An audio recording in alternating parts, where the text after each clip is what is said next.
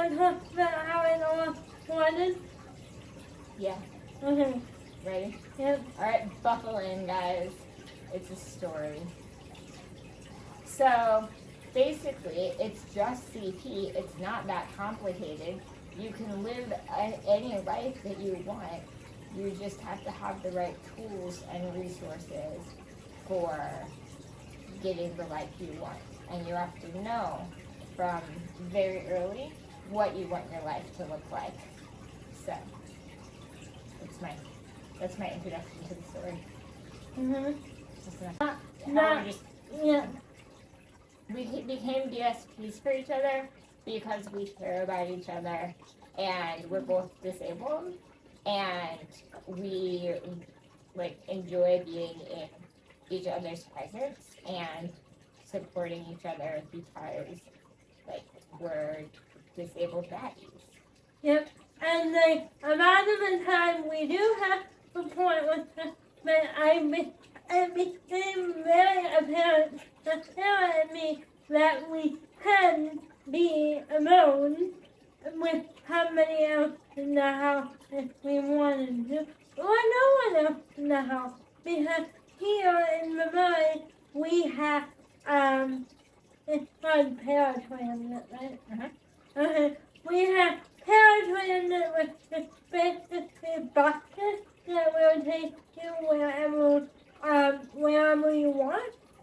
And I live in a house on a walking path, which we did that completely on purpose so that I can get around to where I need to go whenever I need to go there. So paratransit to, well, you ended up at a firehouse today. I ended up at the firehouse today. That sounds bad. It's not. I'm a big fan of firefighters and genuinely enjoy stopping by and being like, hey, what's up? So today I wanted to come over to Anna's house so that we could film this, but I wanted to do it independently and using the paratransit service. That's really important to me because it's a fair and equitable accommodation that we are guaranteed under the ADA.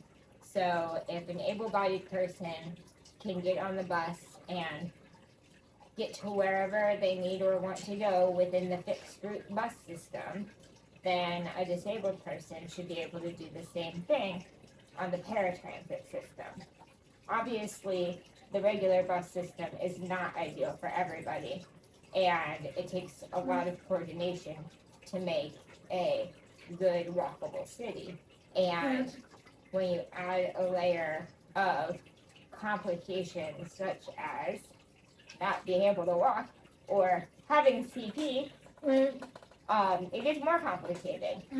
So I'm taking the bus to Anna's before, and I was able to stop at a different park, but for some reason the app I was using didn't let me stop at the same park I had stopped before, and I know that I could safely get from that park to Anna's house. And you can take it from the firehouse to my house. Yeah, well, and I can safely get from the firehouse to Anna's house because I know that something I learned when I was really young, it was that if you can get to a fire station, you'll be able to get somebody who can help you. So that's my kind of stranger danger safety thing for me, is if I can figure out how to get to a fire station, then I can get wherever I need to go. And that is the whole point of having a good transit system and anyway, and walkable neighborhoods. Yeah. So once Tara arrived here, Tara and I are able to help each other. So we like to say we are one for everybody person or something. Yeah, two disabled people make a half an able-bodied person. Yeah. And I can confirm that half of able-bodied people can survive quite well. Yeah, and I want to really talk about how we manage it, Yeah. and then like why parents should, if you can, encourage that. You Yeah. know, how do we manage? I mean, I don't really pay attention. We just kind of do. You know. Yeah. I mean, I think it's a lot how parents teach their children to have self-determination and personal responsibility. Because, like, I've been managing people to, like, figure out what is going to work for you and your specific disability. Because, as I'm sure you know, not all disabilities look the same. And Anna and I have two very different disabilities. I have spinal, motor, muscular, whatever. My SMA, like you don't need to know, it's too complicated. She's got CP, and together we make one mostly functioning adult. But I make most of the meals. It's not on meals.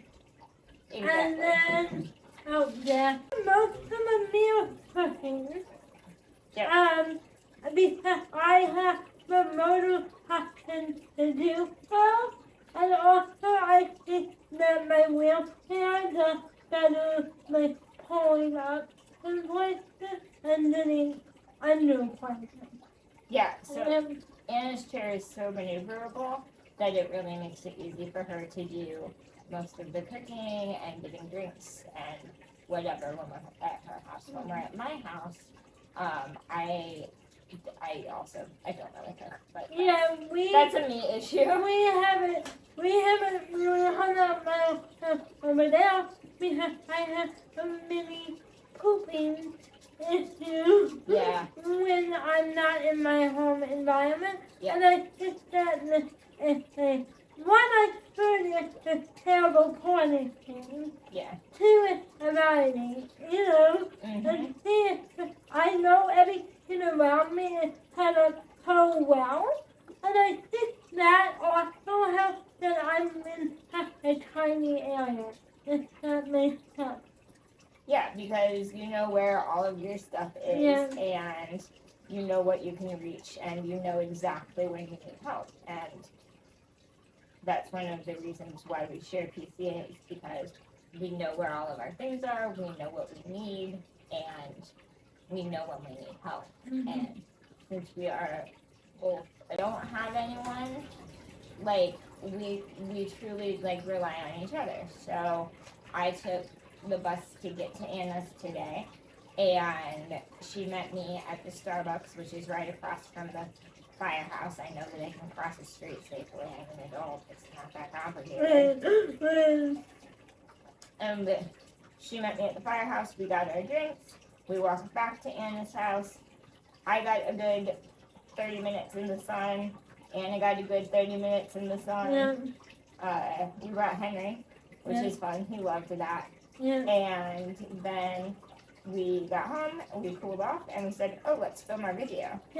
And I think when we're together, like, I plan on making all the meals for you, you know, and you're able to know one of the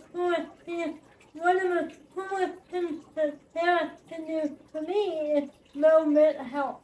You know, like, if we're here in my house, you know, and I decide I'm going to the bathroom, you know, I can take myself, and then you can go and tell someone, you know? Yeah. Or, like, pretend for a second that you can't take yourself to the bathroom. We have this system called Call a Dad. It's pretty reliable. It doesn't always work, but, hey, Dad!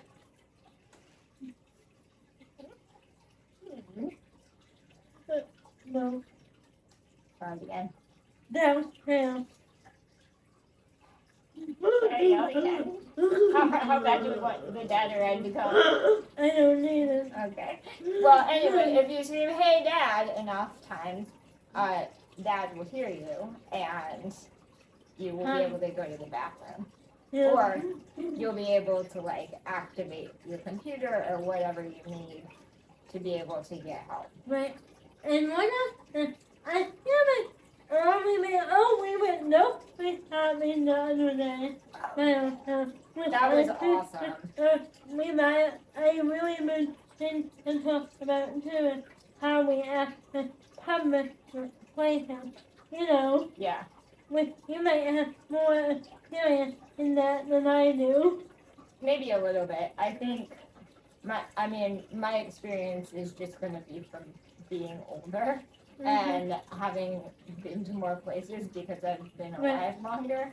But yeah, public access is crucial to being able to get around in your home and your community and to do the things you want and need to do. Right. And I think, I was able to admit, I went in there for myself. And I was able to admit the things out of the aisle, and Sarah was able to get them off, put them onto and carry them, because my Sarah can't really carry things. Well, you can put a backpack on, but my back would break in half if I couldn't. Yeah, so, and it's really like empowerment. So like going to the grocery store, I know when I went for the first time, like independently, I felt so empowered. I can still tell you what I bought because it was only things that I could reach and only things that I eat. It was a bag of bread, 2 bananas, a cream cheese, and a little treat just because I always have to have my little treat when I go to the store. So I grabbed like a little packet of gummy bears and was so happy. Right. I thought about getting a cake pop today, but I didn't want it to come out. Yeah, it's too hot for a cake pop Yeah. today. What else is interesting about all we make content with me? Well, I'm thinking, like, what do we wish parents would know? Oh, I think one thing is that my parents know that they can talk stuff. exactly. You know now. Yeah, so You like, know.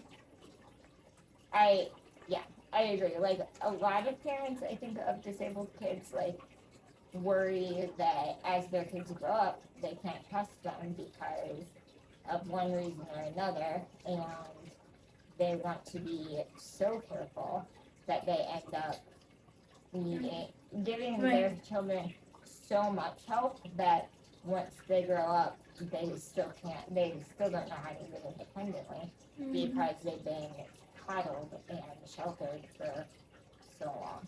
Yeah, and like, honestly, like, I'm able to mow Miss Taylor by myself if I wanted to. Today, Dad came with me because I wanted to make sure we were getting all dressed. You know? Yeah. The right way. It's so hot. You know? It's so hot. Yeah. It might be too hot for me. But yeah, usually I can know and just Sarah by myself.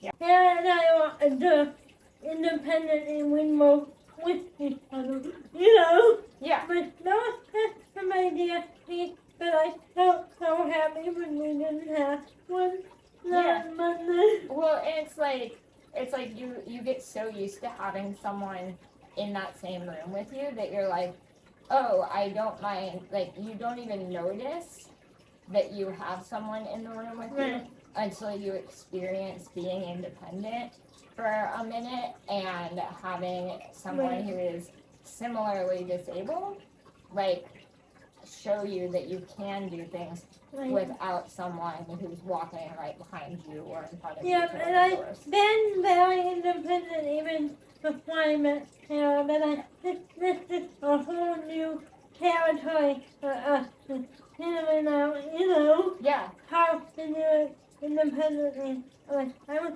thinking, to me, I just like having Sarah here, even though when my parents went out, I wouldn't feel like I wouldn't have nearly as much variety as I do when I am here by myself. And that doesn't happen very often, but when it does, I have, Yeah. you know, how I like feel faster than and I can do things, you know, by myself if mom and dad wanted to go out, you know, or something.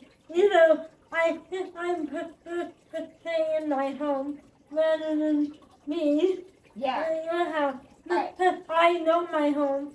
And I almost feel like my home is easier for both you and I in terms of supporting each other. Yeah. You know. I think, yeah, I 100%. Like, Anna is super comfortable in her home. She knows where everything is. It's set up exactly how she needs it. I'm set up in my home exactly how I need it, and it works for Anna okay, but it's not perfect. And the same thing, like when I come over to Anna's, I'm like, I know I'll be good because Anna's got all the things, and we can figure pretty much anything out. I think here is easier in time take. I would say if you want pointing out with the disability movie, like supporting it, I don't do it in a time take, you know? Yeah, it's almost like not. I hate analogies.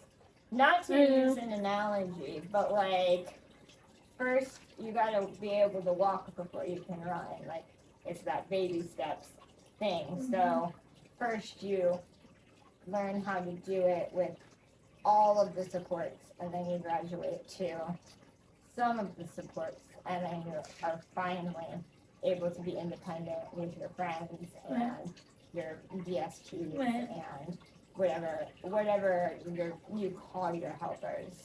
Yep. So we hope this video was helpful. I think it was. I hope it was. Help me. Huh? It helped me. Oh, man.